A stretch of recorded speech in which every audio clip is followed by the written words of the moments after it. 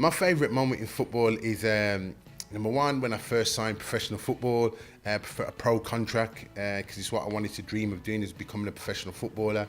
But also the other dream what I had was to play in the Premier League.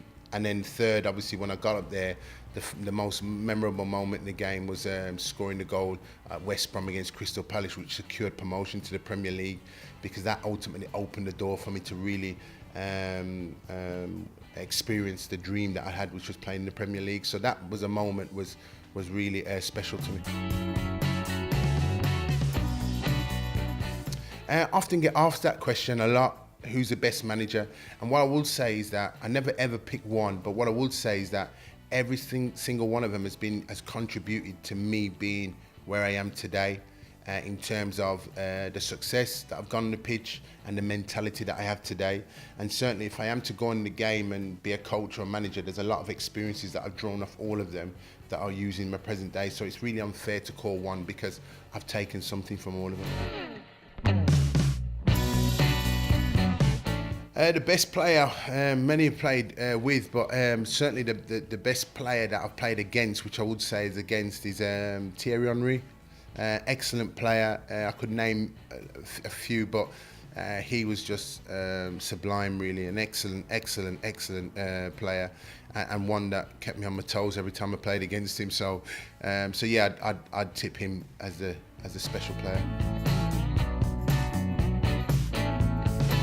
The funniest player that I've played with, and he's absolutely hilarious, really, is we had some characters at some of the clubs, but there's a fellow what played at Sheffield United that I played with at Barnsley called Robert Kozluk, and even today he's just absolutely hilarious. Everybody in the game of football that knows Cozzy just knows how hilarious he is, and I was only speaking to him 2 or 3 days ago. And even then, he's not lost any part of his sense of humour. If anything, it's got worse, So yeah, I would say probably Cozzy, really, who's probably the funniest.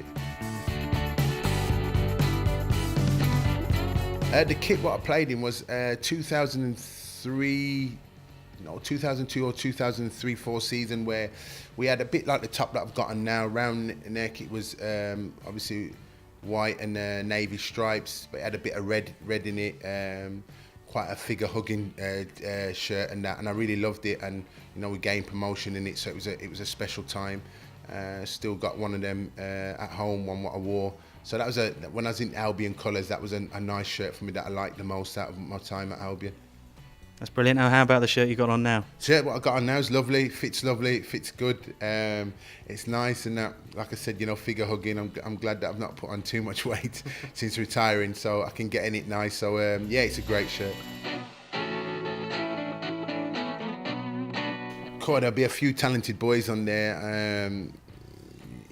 There's a few. I think you won't probably pick one player, because there'll be a few for each team and that.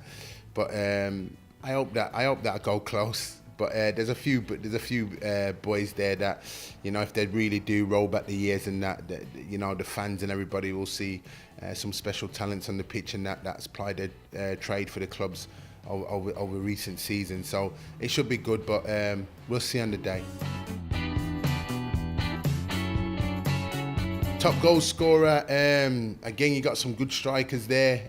There's still 1 or 2 to confirm yet, but at the ones that's confirmed, you'd have to look at Jeff Horsfield, Devlin's in there. So those are 2 strikers in the day that scored bags of goals. So again, like I said, on recording this, there's still 1 or 2 to confirm to play, and if they turn up, then they could run those 2 real close. Most unfit in a day, then we got to go with Tails, don't we? I mean, I think we can't look much past Tails and that. I think, everybody will see on the day, innit?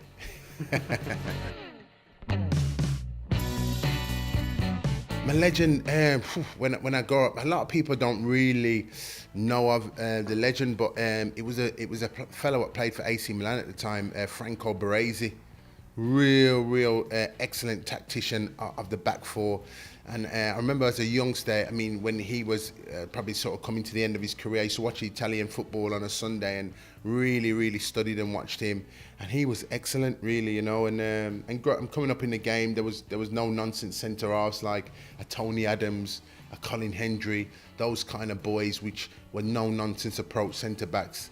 Didn't mess about in the game, defended properly, and I sort of looked at them guys watching as the Premier League years early started, watching them guys really apply their trade really. So I kind of mirrored my game on the sort of those kind of players. Yeah, that question's easy. There's two jobs I would have been doing if I hadn't been a footballer. One would have been a PE teacher. The other one would have been an electrician. And as an outsider, I would have been a policeman. So them are the three areas that I would have definitely been if I wouldn't have been a footballer. Well, I wouldn't have messed with you if you were a policeman. No, that's what everybody says. Yeah, but yeah, it was to be a policeman and get in the traffic police side of it. I really had a genuine interest in that. So yeah, one of those three areas. Hi to all you fans. Club Legends Cup, LG Arena, July the 12th. Guys, I can't stress to you enough just how much to get tickets and come and contribute on the day. Even though you see the players playing and rolling back the years and that and playing their hearts out, you're really important to contribute on the day and come and be a part of it. I can't stress enough just the importance of you to get tickets and contribute. The more money we raise, the better it is for everybody, and you'll play a huge part in it. So I'm going to encourage you, come along, come and enjoy the day with us all, and I look forward to seeing you all there. Cheers.